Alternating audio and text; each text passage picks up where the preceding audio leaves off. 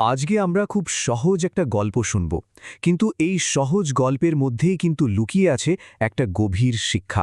কিভাবে আমরা একে অপরকে আরও ভালোভাবে বুঝতে পারি। গল্পটা হলো প্রিয়ম আর প্রীতেশকে নিয়ে। ওরা দুজন যমজ ভাই, মানে দেখতে একেবারে হুবহু একরকম। কিন্তু মজার ব্যাপার হলো দুজনের পছন্দ একদম দুই মেরুর। প্রিয়ম সে ভালোবাসে খেলাধুলা, দৌড়ঝাঁপ, আর প্রীতেশ ওর জগৎটা হলো বইয়ের পাতায়। কিন্তু আসল গল্পটা শুরু হয় ঠিক তখন, যখন এই দুই ভাই মিলে একটা বলা যেতে পারে একটা অদ্ভুত সিদ্ধান্ত নেয়।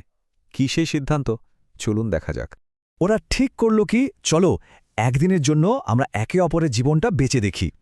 মানে প্রিয়ম হবে প্রীতেশ আর প্রীতেশ হবে প্রিয়ম। উদ্দেশ্যটা কিন্তু খুব সহজ, শুধু বোঝা যে অন্যজনের জায়গায় থাকলে জীবনটা ঠিক কেমন লাগে। তো শুরু হয়ে গেল সেই বিশেষ দিনটা। সকাল থেকেই দুজনের মধ্যে টান টান উত্তেজনা। পরীক্ষাটা তো শুরু হলো, এবার দেখা যাক দিনটা কেমন যায়। তো প্রিয়ম, আমাদের স্পোর্টসম্যান, সে তো মাঠ ছাড়া কিছু বোঝেই না। সে বেশ বুক ফুলিয়ে বলে দিল, আজকে আমি সারাদিন শুধু পড়াশোনা করব। আর ওদিকে প্রীতেশ, যে কিনা বইয়ের পোকা, সেও কম যায় নাকি, সমান তালে বলে উঠল, আর আমি মাঠে গিয়ে খেলব। ওদের মা তো এইসব কাণ্ড কারখানা দেখে বেশ মজা পেয়েছেন। উনি বললেন, বা বেশ তো, দেখি কে কতক্ষণ টিকতে পারো। আর এই ছোট্ট একটা কথাই যেন তাদের জন্য একটা বড় চ্যালেঞ্জ হয়ে দাঁড়ালো। কিন্তু মুখের কথা আর বাস্তব তো এক নয়, তাই না? যেই না ওরা স্কুলে পৌঁছালো, সাথে সাথেই বুঝতে পারল যে ব্যাপারটা যতটা সহজ ভেবেছিল আসলে ততটা নয়। বেশ কঠিন একটা দিনের জন্য ওরা তৈরি হচ্ছে। তো প্রিয়ম ক্লাসে বসেছে, কিন্তু আরে বাবা, ঘন্টার পর ঘন্টা এক জায়গায় চুপ করে বসে থাকা যে কি কঠিন। ওর চঞ্চল মনটা খালি মাঠের দিকে ছুটে যেতে চাইছে। উফ, কি যে কষ্ট। আর ঠিক একই সময়ে খেলার মাঠে প্রীতেশের একেবারে দফা রফা অবস্থা।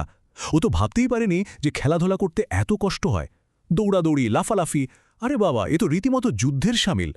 যাই হোক, স্কুল তো শেষ হলো। যখন ওদের দুজনে দেখা হলো, দুজনের মুখেই রাজ্যের ক্লান্তি।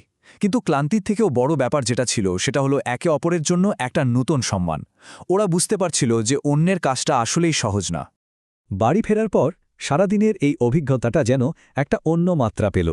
ওদের জন্য অপেক্ষা করছিল দিনের আসল শিক্ষাটা। চলুন দেখি ওরা ঠিক কি শিখল।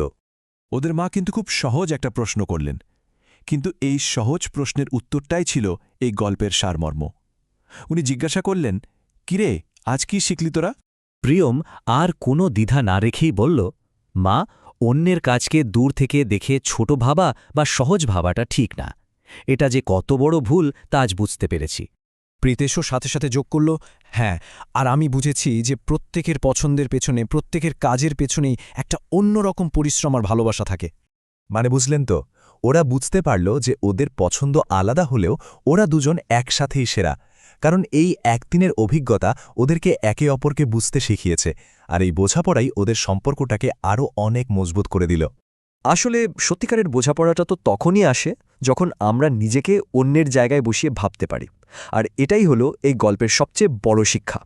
এই ছোট্ট গল্পটা কিন্তু আমাদের একটা দারুণ জিনিস শিখিয়ে দিয়ে গেল, তাই না? আর শেষে একটা প্রশ্নও রেখে গেল আমাদের সবার জন্য, জানি একটু ভাবা যেতেই পারে, কার জুতোয় পা গলানো হবে?